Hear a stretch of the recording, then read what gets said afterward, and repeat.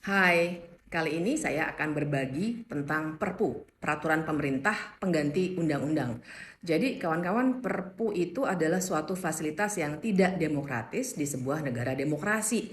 Karena di semua negara di dunia ini akan ada situasi darurat, itu kata kuncinya, darurat yang tidak memungkinkan ada pengambilan keputusan yang ideal secara demokrasi. Nah, di Indonesia, saya terangkan sedikit, kita punya sebuah proses legislasi yang kita semua sudah pelajari dengan baik. Dan kalau kita lihat proses legislasi itu kan kita akan langsung teringat dengan yang namanya lembaga legislatif ya. DPR, kita boleh sekali punya kritik terhadap DPR, tapi secara prinsip DPR adalah wakil rakyat dan semua undang-undang, makanya legis itu sebenarnya kan artinya undang-undang ya. Dalam konteks hukum Indonesia itu dibuatnya seharusnya oleh lembaga legislatif.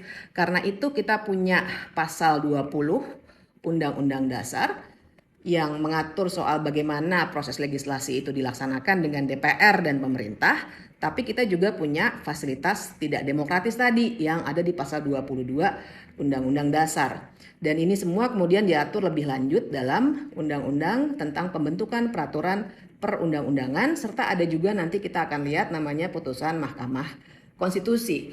Nah, teman-teman, ini pasalnya, pasal 20, bahwa setiap rancangan undang-undang dibahas oleh DPR dan Presiden. Pasal 22-nya yang tadi saya sebut, perhatikan ayat 3-nya saja langsung. Jika tidak mendapat persetujuan di masa persidangan yang berikut, maka peraturan pemerintah itu harus dicabut, kawan-kawan.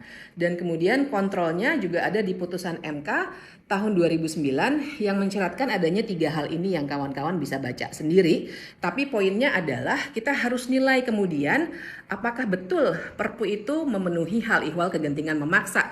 Karena dalam sebuah negara hukum harus ada pembatasan kekuasaan. Tidak bisa pemerintah tiba-tiba mengeluarkan peraturan karena alasan-alasan yang tidak bisa dijelaskan secara objektif. Karena itu ada ukuran-ukuran ini. Nah, kawan-kawan, dengan ini saya ingin mengatakan 2 hal.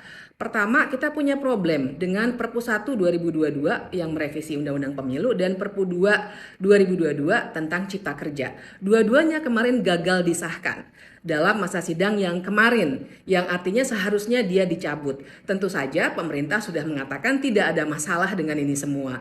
Tapi dengan ini saya ingin meyakinkan kawan-kawan bahwa ada masalah besar dan kita harus suarakan ini supaya hukum tata negara kita tidak dimain-mainkan begitu saja karena semuanya sudah tertulis dengan jelas.